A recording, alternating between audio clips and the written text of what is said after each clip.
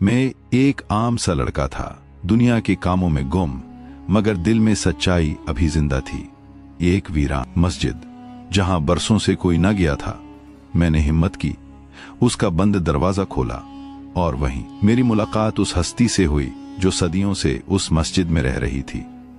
अब सवाल ये था, क्या मैं इस मस्जिद को फिर से आबाद कर सकूंगा या ये रास्ता मेरी जिंदगी को हमेशा के लिए बदल देगा। मेरा नाम अरसलान है और मैं अजमेर के उस हिस्से में रहता था जहां नई सड़कें पुरानी यादों को ढांप चुकी थी।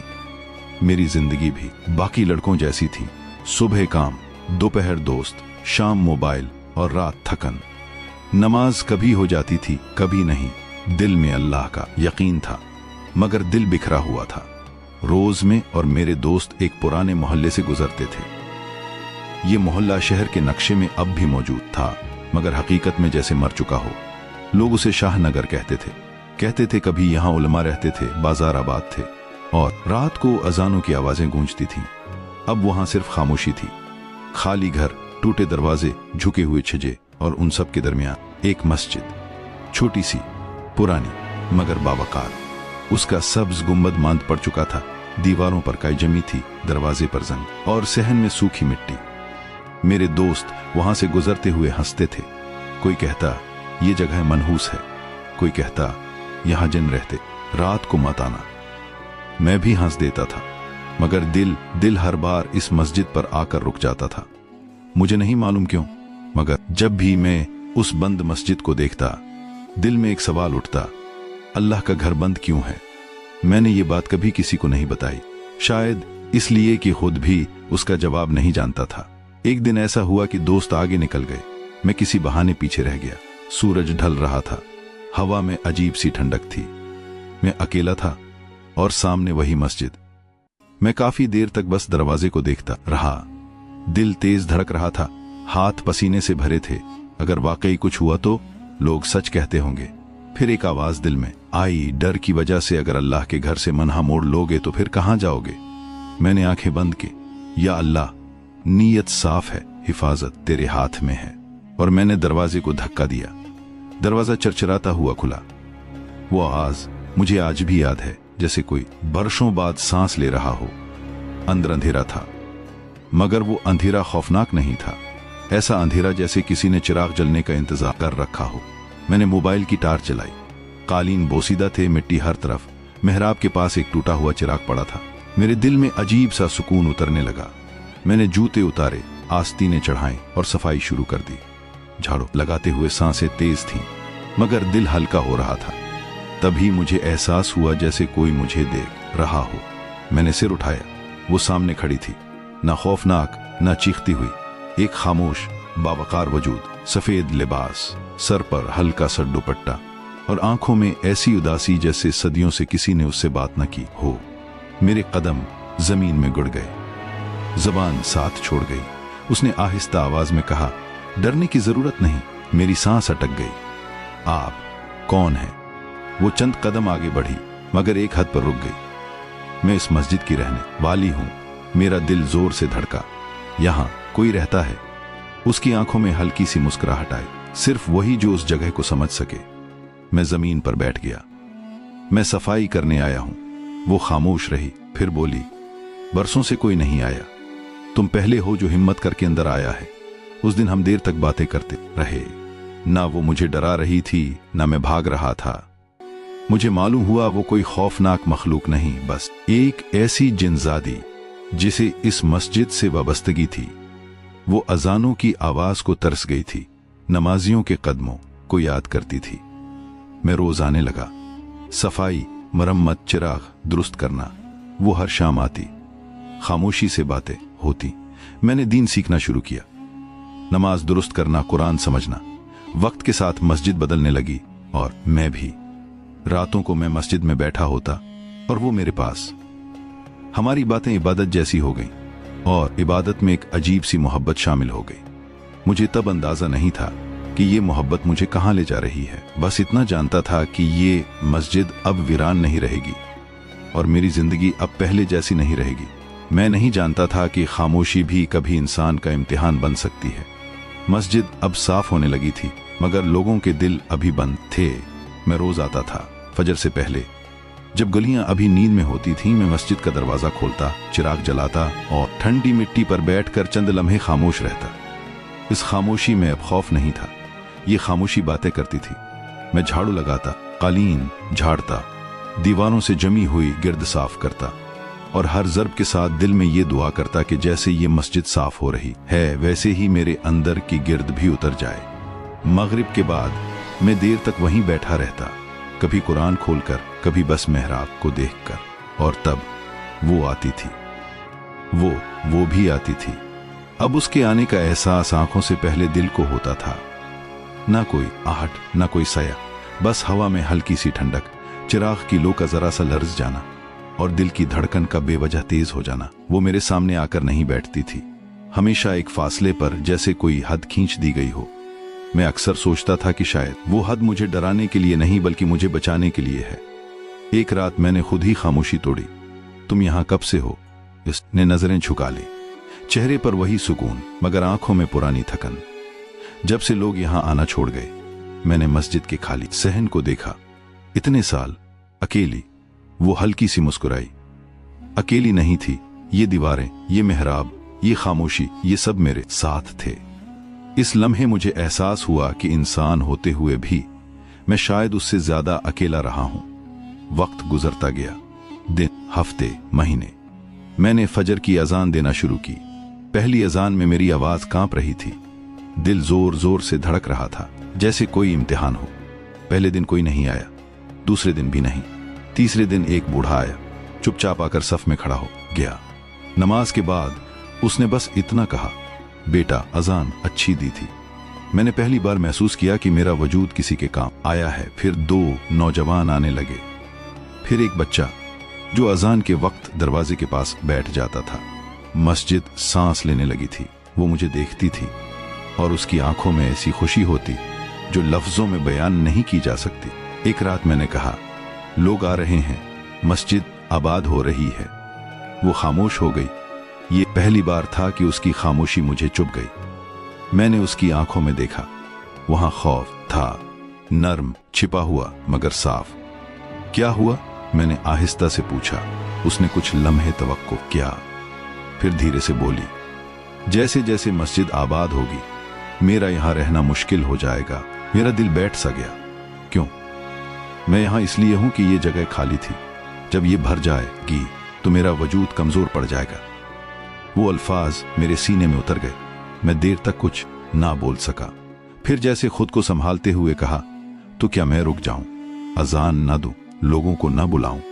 उसने फौरन सिर हिला दिया। नहीं, ये अल्लाह का घर है, उसे आबाद होना ही चाहिए। मेरी वजह से मत रोको। इस रात में सो नहीं सका। एक तरफ मस्जिद थी, दूसरी तरफ वो। एक तरफ इबादत, दूसरी तरफ मोहब्बत। और मैं पहली बार खुद को एक ऐसे मोड़ पर खड़ा पाया जहां हर रास्ता कुर्बानी मांगता था। मैंने दीन की तालीम तेज कर दी। करीब की मदरसे में बैठने लगा, लफ्ज लफ्ज सीखा, मानी मानी समझा। इमाम साहब ने एक दिन कहा, अगर नीयत साफ हो तो इल्म खुद रास्ता बना लेता है। और यूं मैं मस्जिद का इमाम बन गया, ना किसी ऐलान के साथ, ना किसी जश्न के साथ, बस अल्लाह की रजा के लिए। रात को मैं मस्जिद में बैठता। अब वो मेरे करीब आकर बैठने लगी थी, मगर पहले से ज्यादा खामोश। एक रात में ने पूछा, अगर तुम चली गई तो? वो मुस्कुराई, मगर उस मुस्कुराहट में दर्द था। तो तुम अकेले नहीं रहोगे, यही तो असल कामयाबी है। मेरी आंखें नम हो गईं। और तुम?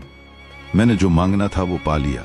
इस रात में समझ गया कि ये मोहब्बत आम मोहब्बत नहीं, ये वो मोहब्बत थी जो खुद को कुर्बान करना सिखाती है। मस्जिद में अब बाकायदा नमाज होने लगी थी। बच्चे कुरान पढ़ने लगे, अजान दूर तक सुनाई देती और हर अजान के साथ वो हल्की होती जा रही थी। एक रात वो आई। इस बार उसकी मौजूदगी पहले से कम महसूस हो रही थी। मैं घबरा गया। तुम ठीक हो? उसने मुस्कुरा कर कहा, मैं ठीक हूं, बस वक्त पूरा हो रहा है। मैंने पहली बार उसका हाथ थामा। वो हाथ ठंडा था, मगर उसमें ऐसा सुकून था जैसे बरसों की दुआ कबूल हो गई हो।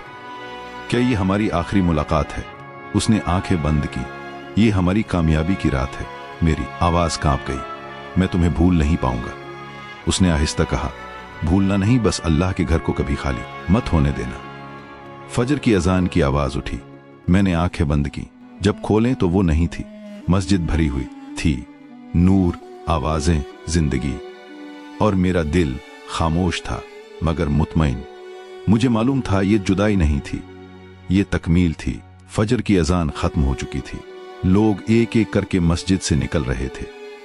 कोई हाथ उठाए दुआ मांगता हुआ, कोई सिर झुकाए, खामोश।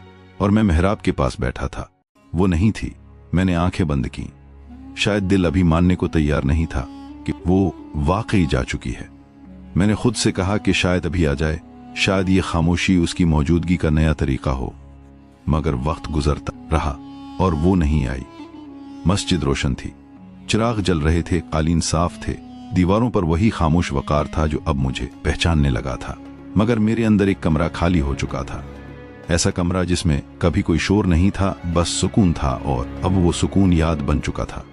मैंने पहली बार जाना कि किसी का चले जाना हमेशा रोने, चीखने या टूट जाने के साथ नहीं होता। कभी कभी वो बहुत आहिस्ता से जिंदगी का हिस्सा बनकर याद में बदल जाता है। मैं वहीं बैठा रहा काफी देर तक। मेरे पास से लोग गुजरते रहे। किसी ने समझा मैं जिक्र में हूं, किसी ने सोचा शायद मैं थका हुआ हूं। कोई क्या जानता था कि मैं एक ऐसी खामोशी सुन रहा हूं जो अब सिर्फ मेरे लिए थी। जब सूरज निकला और मस्जिद के सहन में धूप पड़ी तो मुझे एहसास हुआ कि जिंदगी रखती नहीं। मैंने खुद को संभाला, क्योंकि अब ये कहानी सिर्फ मेरी नहीं रही थी। ये इस मस्जिद की कहानी थी जिसे दोबारा जिंदगी मिली थी। मैंने झाड़ू उठाया, वही झाड़ू जिससे सब कुछ शुरू हुआ था। मैंने सहन साफ किया, सफों को दुरुस्त किया, मेहराब पर हाथ फेरा। मगर हर हरकत के साथ दिल किसी और जगह था। मुझे याद आ रहा था कि वो किस तरह हमेशा एक फासले पर खड़ी रहती थी। कभी करीब ना आती मगर कभी दूर भी नहीं जाती। अब मुझे समझ आ रहा था कि वो फासले क्यों थे। वो मुझे बांधना नहीं चाहती थी, वो मुझे मजबूत करना चाहती थी। वो चाहती थी कि मैं उस मस्जिद का हो जाऊं, सिर्फ उसका नहीं। दिन गुजरते गए। मस्जिद में अब बाकायदा 5 वक्त की नमाज होने लगी। फजर में चंद सफेद दाढ़ी वाले बुजुर्ग, जहर में 2-3 दुकानदार, असर में राह चलते मुसाफिर, और मगरिब में बच्चे। वही बच्चे जो कभी उस गली में दाखिल होने से डरते थे, अब हंसते हुए दौड़ते थे। कभी कभी मैं उन बच्चों को देखकर सोचता कि अगर वो यहां होती तो कितना खुश होती। शायद वो किसी कोने में खड़ी खामोशी से मुस्कुरा रही होती। शाहनगर बदलने लगा था।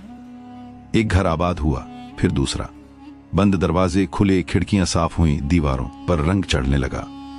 मस्जिद सिर्फ इबादत की जगह नहीं रही थी, ये मोहल्ले का मरकज बन गई थी। लोग अब एक दूसरे को पहचानने लगे थे। सलाम होने लगा था।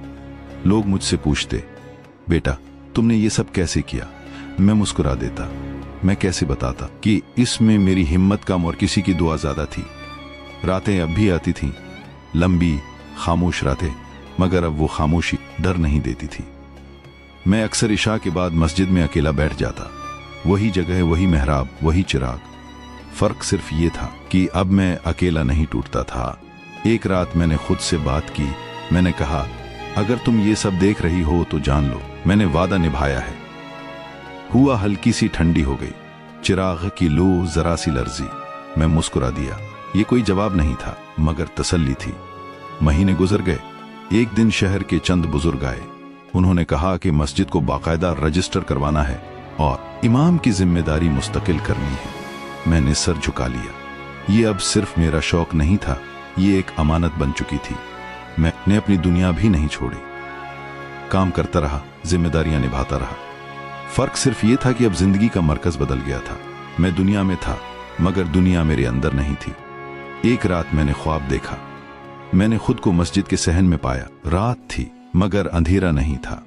वो सामने खड़ी थी, वही सफेद लिबास, वही खामोश वकार, मगर इस बार उसकी आंखों में कोई उदासी नहीं थी। मैंने कहा, क्या तुम खुश हो?